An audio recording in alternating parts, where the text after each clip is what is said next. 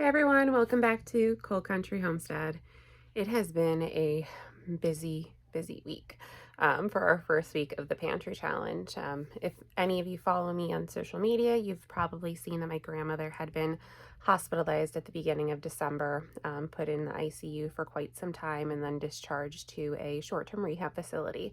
So amazing news is that she came home this past Tuesday. Monday. She came, busy week. She came back this past Monday. And so we've been working to get her settled in and, comfortable in the house.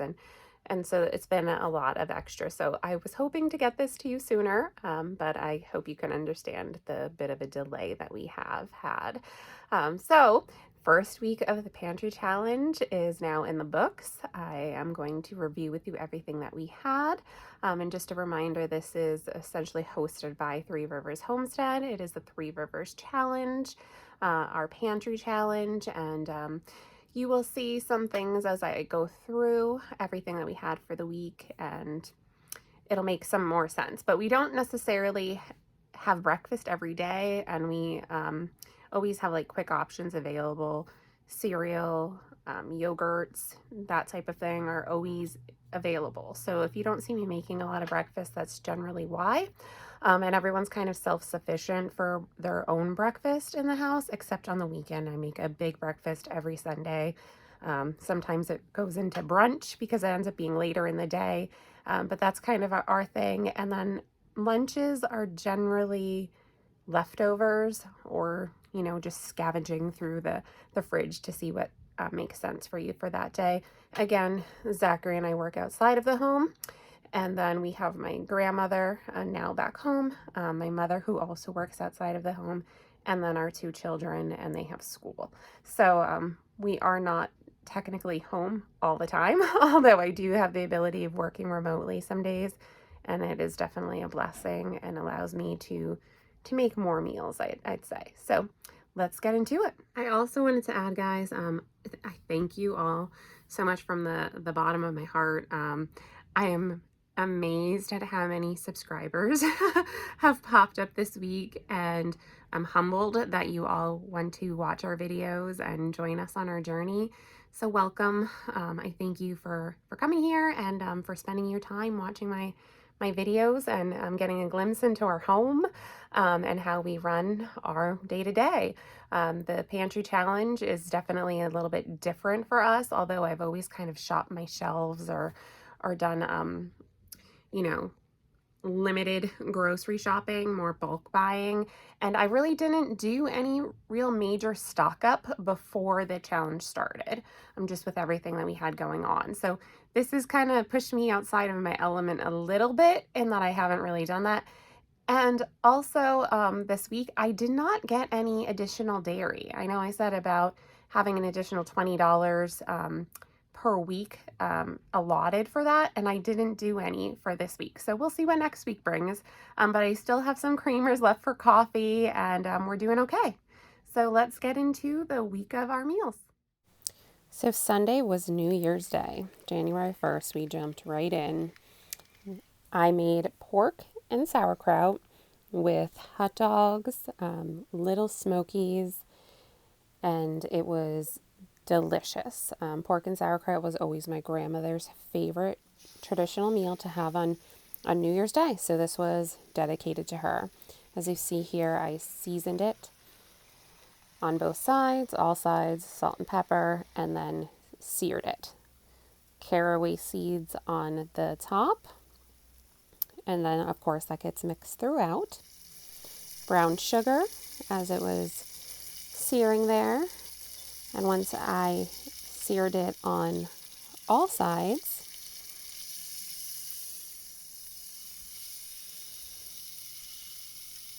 there's a tricky flip here. There was a lot in that pot, but seared it on all sides. And then I deglazed the pan with Yingling lager. That's a local Pennsylvania lager, to get all of that good flavor off.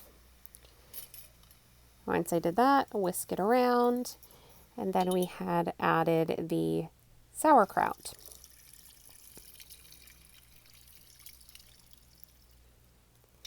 Now, I have canned my own sauerkraut, but I am making it a point in this pantry challenge to use a lot of the store-bought stuff that I have before using my own. So after mixing the sauerkraut in with the pork and topping with some more caraway seeds, this gets put in the oven, the whole entire thing, Dutch oven right in at 300 degrees and cooked low and slow all day long, and it just fell off the bone. Now, I ran out of space in this pot, so I ended up on putting another pot in with the hot dogs and little smoky sausages, and I put the bone in there to give it a little bit more flavor in there. Also, mashed potatoes. Can't have pork and sauerkraut without mashed potatoes, sweet peas, and pearl onions. So Monday, everyone was home because of my grandmother, so we made a quick lunch plate, hoagie wraps, I called them, cheese, salami, tomato, hoagie dressing, oranges. And then that evening, my girls decided, as you can see here, that they were going to help make dinner. So they were hunting for ingredients, made a quick, spicy arrabbiata with fettuccine. They threw it together super quick, and then we had our homemade garlic confit there. This was delicious. Wednesday, I made chicken pot pie, or chicken pie as some call it, because I have a crust on it. It's basically a really extra hearty chicken noodle soup that I put in a crust and bake like a pie. There's usually never any leftovers because everyone really loves this.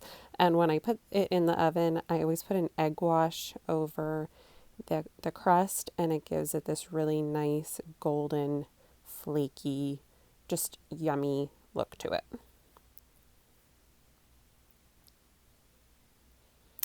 Here is an example of a breakfast, yogurt parfait, generally something, like I said, we always have on hand. Yogurt, berries, granola, a drizzle of honey, and you're good to go. Quick and nutritious for breakfast. And as you see in a lot of my, or as you'll see in a lot of my videos, I do a lot of shopping at Aldi. They're one of my favorite stores in our area. It's a money saver, in my opinion, for a lot of the things that I have price compared. So here we have a true pantry meal. Jarred, canned French onion soup on the stove, heated up for a few minutes, and I added a twist to this. I have had bao in the back of my freezer for quite some time from Costco. I am going to chalk this up to being my first time making it. I didn't love the texture, but it did have a really good taste. Just texturally, I must have done something incorrect. It said about steaming it, and I steamed it right over the French onion, didn't contact it with the liquids whatsoever. But in any event, it filled our bellies, came from the pantry, and the French onion was so good. Topped with some Swiss cheese and mozzarella was what I had in the deli drawer for the day. So.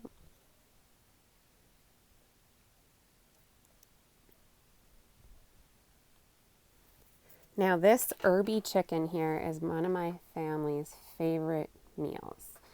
The pesto that's going in is from our garden over the summer. I freeze that and do not can it. And then we have lemon juice, olive oil, extra garlic, all whisked together. The chicken I trim and give all of that to the dogs, but slice it real thin, mix it with the pesto, let it marinate for some time. I usually, kind of do this, eyeball it. I don't really measure. Add some lemon pepper to give it a little zing of the lemon, in addition to the lemon juice that was put in. It's a good marinade that we all love. And this I used for leftovers for salad, as well as another meal that you will see coming up that I use this for. So here we have, to go with our herb chicken, my daughter decided she wanted to make potato pancakes. Broke out the KitchenAid attachment, onion, potatoes, and you'll see some seasonings that we added. ground black pepper, garlic powder, egg, chive, some salt, and there's flour to pull it all together. Grilled the chicken.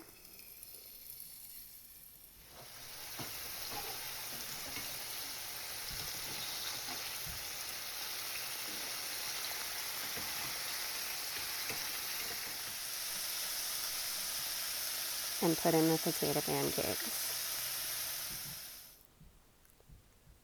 Now, depending on where you're from, potato pancakes are sometimes served with sour cream or with applesauce. And we prefer ours with sour cream and ketchup. And there you have the whole plate of herb chicken after quite a few pieces were taken off of there already. Friday, we did leftovers. Some of us had salad with the herby chicken. Saturday, Zachary and I went to the PA Farm Show, and being that it was a special occasion, we had some good things there. Here he had a blue slushie and his teeth turned blue. Tried their mozzarella bites. These were so crispy and cheesy. They were delish. Zachary and I tried the potato donuts as well. He had a cinnamon sugar one there, and we brought some powdered sugar and cinnamon sugar ones home to the girls to try as well. So excited to find the canning area. And we've made it to what I was looking to see. Look at these beauties.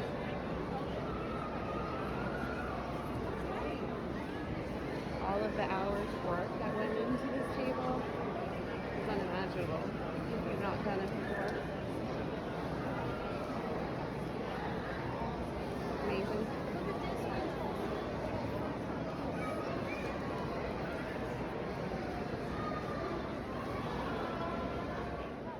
And there's a whole other table.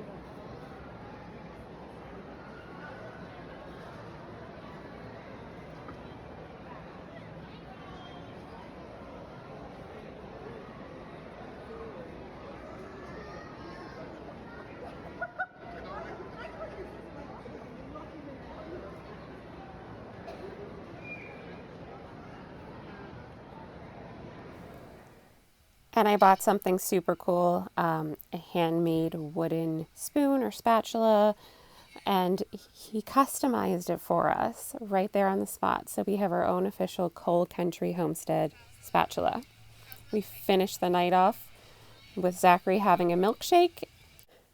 And then Sunday morning, I made my usual big breakfast for the entire family. We had some leftover of the potato pancake mix, so I added some cheese to that, made them cheesy potato pancakes, fried these up. These were so good, but I'm shocked at how much the recipe actually made. My daughter found this recipe and we cut it in half, and we still had for 2 whole meals.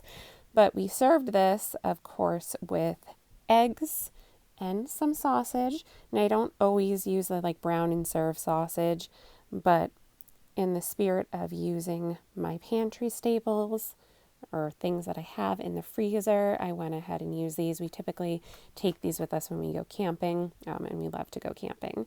So here we had 3 fresh eggs. Now, some of us like dippy eggs are over easy, and some of us like them fried hard. So there you have it, Sunday morning breakfast. I thank you all for watching my first week of the Three Rivers Challenge, Pantry Challenge. I really hope that you have all liked this. Please let me know any comments you have below. Subscribe to our channel if you want to continue following along with us. And we'll see you next time, guys. Bye-bye.